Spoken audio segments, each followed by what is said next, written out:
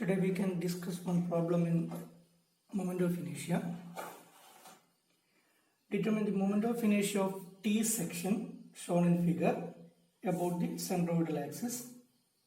Here given a T section with the dimensions length is equal to 80 mm, its length is equal to 20 mm, this width is equal to 20 mm, this length is equal to 100 mm and this width is equal to 20 mm. This is the given T section. We have to find out the moment of inertia of the area about the centroidal axis. Here, first we must find out the centroid of the T section. Centroid of the T section. Then, for that, we must mark the coordinate system, XY coordinate system. First, check whether the area is symmetric about X or Y axis. Here, we can say that this entire area is symmetric about Y axis. Symmetric about Y axis. Then we can provide a Y axis like this. Then the entire area is symmetric about this particular Y axis, so that the centroid of the total area will lie on this particular Y axis. Then check whether the area is symmetric about any of the X axis. Here the entire area is not symmetric about X axis, so that we can provide an X axis like this, and this particular point will become origin. Then the entire area is in positive X, or any of the distance above this particular X axis will become positive. Then this particular point is origin 0, 0. Then divide name it as XX and name it as this axis Y axis. Then divide the composite area into some simple areas. Here we can divide this area like this. Then the entire area is a combination of two rectangles. First one this one and second one this one. Combination of two rectangles.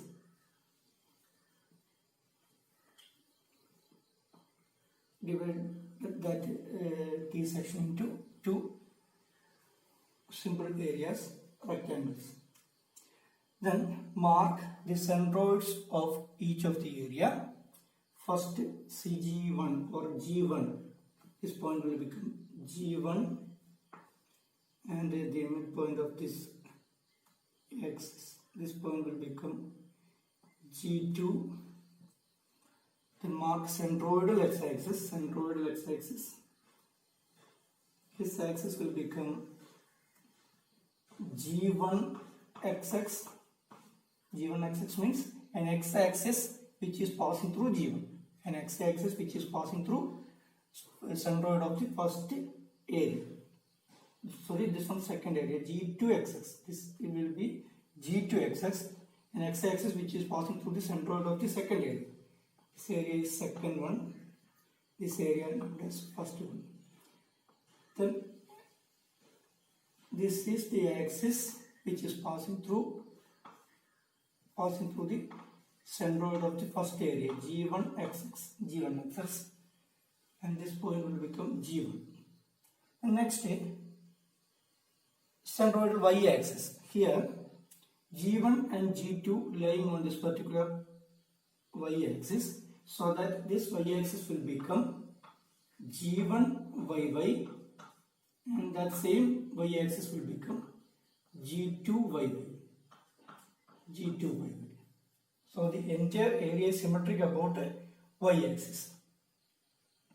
Entire area is symmetric about Y axis, so that this axis will become G1 YY and also G2 YY. Then in first step we have to find out the centroid of the entire area. Then x bar is equal to a1 x1 plus a2x2 divided by a1 plus a2, here a1 is equal to 80 into 20. a1 is equal to 80 into 20 mm square, and a2 is equal to 100 into 20 mm square. 100 into 20 mm square a2. Then x1 is equal to x coordinate of the centroid of the first area. Here centroid of the first area lying on this particular y-axis, so that x coordinate of g1 is equal to 0, x1 is equal to 0. Then x2 means x coordinate of the centroid of the second area. Here again x2 is equal to 0. x2 is equal to 0, so that x bar is equal to a1 x1 plus a2 x2. This part will become 0, and x bar also equal to 0. That means the centroid of the composite area lying on this particular y-axis. Then y bar. Next, y coordinate of the centroid of the entire area. Y bar is equal to a1 y1 plus a2 y2 divided by a1 plus a2. Here y1 is equal to centroid of the y coordinate of the centroid of the first area. Here x coordinate 0, y coordinate is equal to 100 plus 20 by 2. So 110. Y coordinate is equal to 110. Then here y coordinate is equal to 0, x coordinate, and y coordinate is equal to 100 by 2 is equal to 50. Then y1 is equal to 110, y2 is equal to 50 mm. So that y bar is equal to, substitute this one in this particular equation, and a1 also found out, a2 also found out, and y bar is equal to 76.67 mm. 76.67 mm. That means the centroid of the composite area lying on this particular y-axis, and also in between this 50 and 110. That means between G2 and G1. We can mark that G here, and this axis is CGXX or GXX. Here this axis is equal to G1 XX, and this will become GXX or CGXX. G1, this one G2XX, and this one G1XX. G1XX means an x-axis which is passing through G1, an x-axis which is passing through G, an x-axis which is passing through G2. Okay. Then the distance between G1XX and GXX will become H1, and the distance between G2XX and GXX will become H2. This one will become H2. Okay. We find out the centroid of the entire area, and then already found out the distance, particular distance between centroid axes H1 and H2. Next step, first find out ICG1XX1 or IG1XX1. Here IG1XX1 means moment of inertia of the first area about an x-axis which is passing through G1. Moment of inertia of the first area, this one, first area about an x-axis which is passing through G1. Then we have already derived an equation for this centroidal moment of inertia of a rectangle, that is equal to BD cube by 12. BD cube by 12, where B is that side, which is parallel to the specified axis, parallel to the x-axis. Here specified axis is x, then that means B must be equal to 80 and D is equal to 20. That's equal to 80 into 20 cube by 12. 80 into 20 cube by 12. 80 into 20 cube by 12, that's equal to 3.33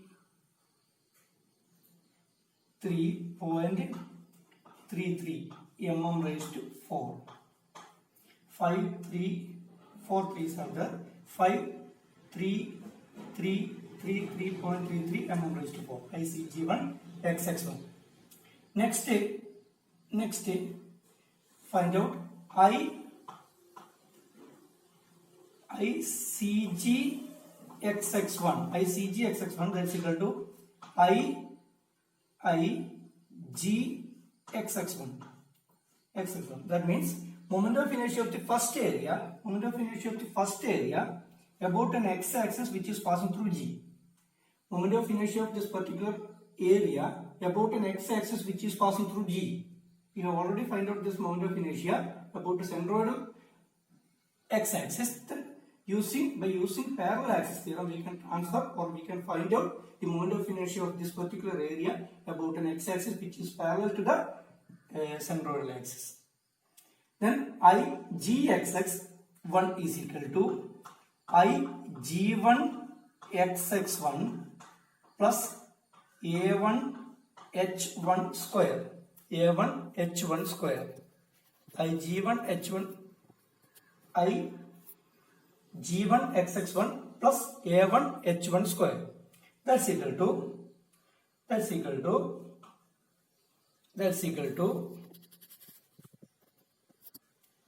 IG1XX1 is equal to 3.33 plus A1 is equal to 80 into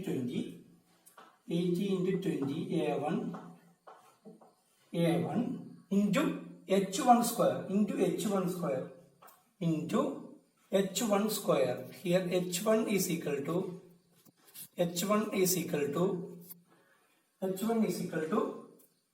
total distance is equal to 110.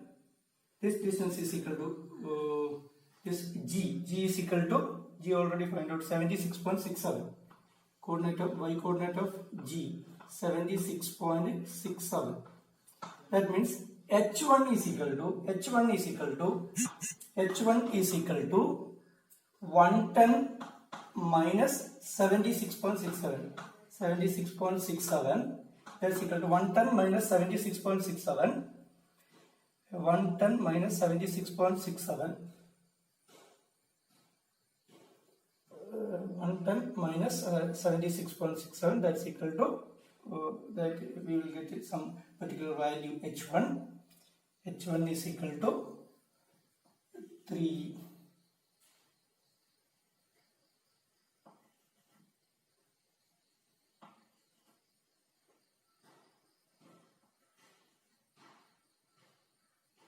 .33 mm H1, 33.33 mm. Then we can substitute that value here. That's equal to, then ICG XX1 is equal to IG XX1 plus A1 H1 square. H1 is equal to 33.33. Then we can find out that ICG XX1 is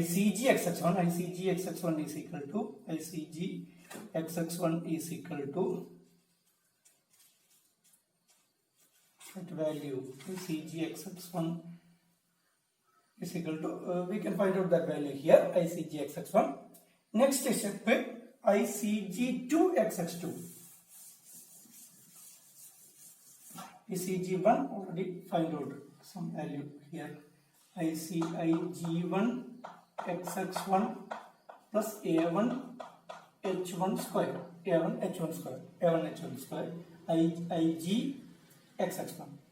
Next, IGXX2, moment of inertia of the second area. Moment of inertia of the second area about an x-axis. Second area about an x-axis which is passing through G. Which is passing through G. That's equal to IG2XX2. Moment of inertia of the second area about an x-axis which is passing through second centroid plus A2H2 square. Here IG2XX2 is equal to once again BD cube by 12 plus A2 into H2. H2 means this one, 76.67 minus 50. That means 26.67. H2 is equal to 76.67 minus 50. That's equal to 26.67. Here BD cube by 12. BD cube by 12 means B is that side which is parallel to the x-axis. Here B is equal to, in second case, in the case of second area, this B is equal to 20 mm, 20 into 100 cube. 20 into 100 cube divided by 12 plus 20 into 100 area into H2, 26.67 square. 26.67 square. 26.67 square. This will become IGXX2. IGXX1 already we found out. Then final answer, IGXX is equal to moment of inertia of the entire area. There is no 1 or 2 here. Then moment of inertia of the entire area about an x-axis which is passing through common centroid.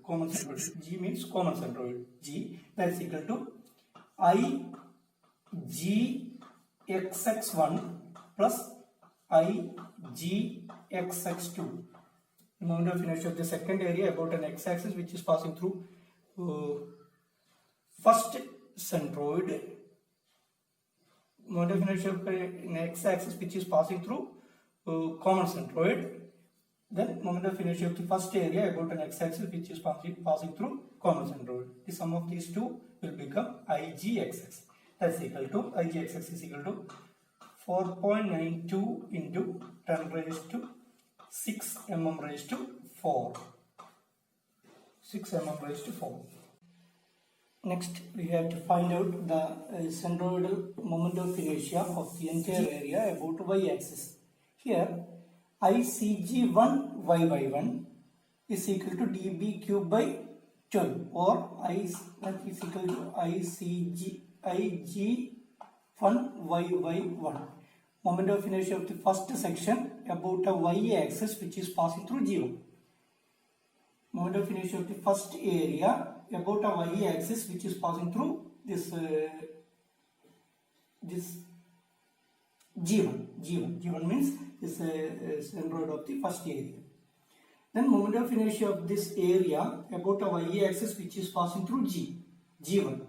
About passing through this G1 is equal to dB cube by 12, where D is that side which is parallel to x-axis. Here D is equal to 80, then B is equal to 80 and D is equal to 20. Then the parallel side which is parallel to the specified axis is equal to, here is equal to 20 mm. Then perpendicular side is equal to 80 mm. Then dB cube by 12 will become the IG1y1. IG1y1 is equal to dB cube by 12. That's equal to 20 into 80 cube by 12. Then IG2y2 is equal to, once again, dB cube by 12. Then moment of inertia of the second area about a y-axis which is passing through G2. That's the same axis. Then IG2y2 is equal to a side which is parallel to the specified axis is equal to 100. That's equal to 100 into 20 cube by 12. 100 into 20 cube by 12. We can find out these two values. Ig1 y by 1 and Ig2 y by 2. Next, Igyy, that means moment of inertia of the entire area about a y-axis which is passing through common centroid. Here, y-axis passing through common centroid and y-axis passing through first centroid and y-axis passing through second centroid. All are equal, so that h1 dash, transferring distance which is same as this h1 in the case of x-axis. Here h1 dash is equal to the distance between centroidal y-axis, common centroidal y-axis, and the centroidal y-axis which is passing through the first centroid. Here h1 dash is equal to 0 because CG is exactly same as G1 yy. So there is no perpendicular distance between G1 yy and Gy. That means h1 dash is equal to 0. Similarly, h2 dash also equal to 0. So that Igyy is equal to, the next h1 dash is equal to 0, h2 dash is equal to 0. Then from this equation we can find out Igy1, moment of inertia of the first section about a y-axis which is passing through common center, is equal to, by applying parallaxis theorem, Ig1 y by 1 plus a1 h1 dash square. Here h1 dash square is equal to 0, so that Ig y by 1 is equal to Ig1 y by 1. There is no transferring distance. Then similarly Icg or Ig y by 2 is equal to Ig1 Ig2 y by 2 plus a2 h2 dash square. Here again h2 dash also equal to 0, so that this value also equal to, then Ig y by 2 also equal to Ig2 y by 2. So then finally Igyy is equal to Igy by 1 plus Igy by 2. Here already these two values are found out, and sum of these two will become Igy because h1 dash is equal to 0, h2 dash also equal to 0. Then Igy is equal to sum of these two, that is equal to 9.2 into 10 raised to 9.2 into 10 raised to 5. 9.2 into 10 raised to 5 mm raised to 4. 9.2 into 10 raised to 5 mm raised to 4 is the final answer, because this h1 dash is equal to 0, h2 dash is equal to 0. h1 dash means the distance between G1 yy and Gy.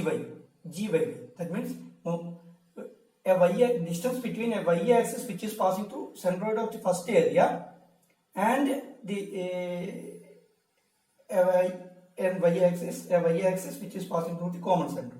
Here both are equal, so h1 dash is equal to 0. Similarly, h2 dash also equal to 0. So Igy is equal to sum of these two, that's equal to 9.2 into 10 raised to 5 mm raised to 4.